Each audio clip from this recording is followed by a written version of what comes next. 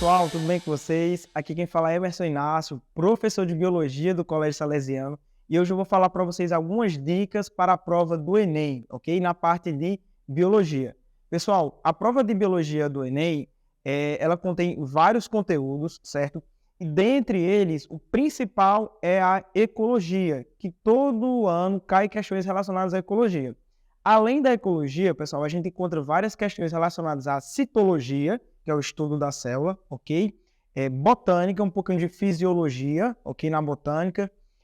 Nós vemos também na presença do Enem a genética, biotecnologia, ok? Então, pessoal, nós temos aí uma gama de conteúdos, né, que são bem recorrentes na prova do Enem, e hoje eu vou trabalhar com vocês um pouquinho a respeito de algumas características, alguns bizus em relação a cada tópico. Tranquilo? Iniciando aí com a ecologia, pessoal, o que mais cai na parte de ecologia é relacionada ao meio ambiente. Então, a ação do ser humano com o ambiente. Então, o desmatamento, queimadas, cai bastante na prova do Enem. Além disso, nós temos alguns tópicos especiais em ecologia, como, por exemplo, cadeia alimentar. Pessoal, lembre-se que em uma cadeia alimentar, nós temos alguns componentes, que são os produtores, ok? Os consumidores e os decompositores. Esses formam uma cadeia alimentar.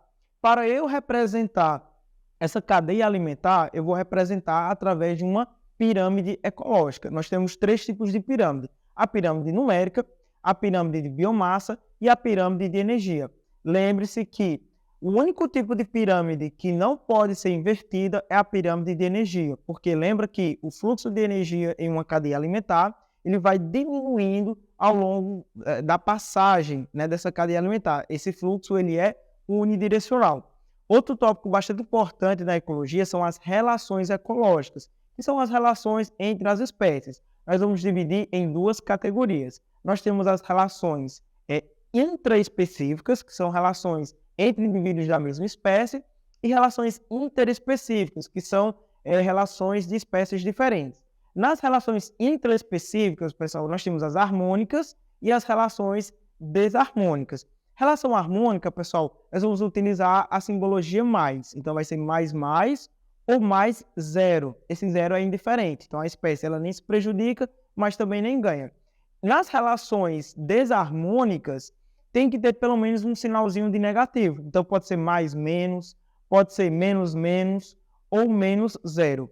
Então, uma relação desarmônica ela é categorizada como uma relação que tem um efeito negativo para uma das espécies. Por exemplo, uma relação intraespecífica harmônica seria a colônia e a sociedade. Muitos alunos confundem a colônia porque existe uma colônia chamada de isomorfa e uma colônia heteromorfa.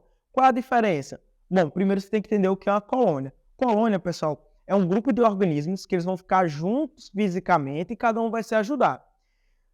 Quando a colônia ela tem a mesma morfologia, como por exemplo uma colônia bacteriana, eu vou dizer que é uma colônia isomorfa. Agora, quando essa colônia ela tem uma característica, uma morfologia diferente, um aspecto diferente, eu vou chamar de colônia heteromorfa. Um grande exemplo de vestibular, pessoal, é no caso da caravela portuguesa, onde você tem um organismo flutuante e os outros organismos que ficam ali associados a essa parte flutuante. Isso é uma colônia heteromorfa. Tranquilo, pessoal? Além disso, na ecologia, que é o grande destaque aí no Enem, nós temos a citologia, ou também conhecida como biologia celular. Na biologia celular, pessoal, a gente vai estudar a estrutura da célula, ok? A estrutura da membrana plasmática, transportes através da membrana e muito cuidado, pessoal, porque o Enem, ele gosta de pegar esse conteúdo de transportes através da membrana e trazer de uma forma diferente, tá? Vou dar um exemplo bem comum para vocês que já apareceu em prova de vestibular. Uma pessoa que está vomitando com diarreia, ok? Ela geralmente toma o quê, pessoal? Soro, tá? Esse soro é o quê? É o açúcar e o sal e a água, certo? Só que, pessoal, já apareceu uma questão falando o seguinte: se eu dobrar a quantidade de sal e dobrar a quantidade de açúcar, isso vai trazer um efeito negativo, fisiologicamente falando. E aí, pessoal, a gente tem que conhecer os transportes. Por quê? Imagina só, você pegou um copo, colocou água, sal e açúcar.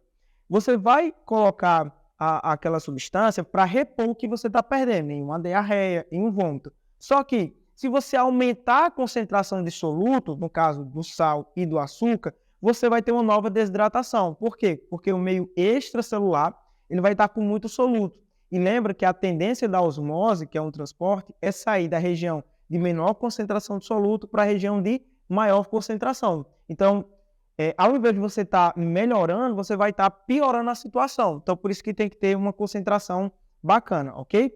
E aí, aproveitando que a gente está falando sobre esse aspecto de transportes através da membrana, a gente vai dividir esses transportes em 3 categorias. Transporte passivo, transporte ativo e o transporte por vesícula. Vamos lá. Transporte passivo, a gente vai lembrar de 3. Osmose, difusão simples e difusão facilitada.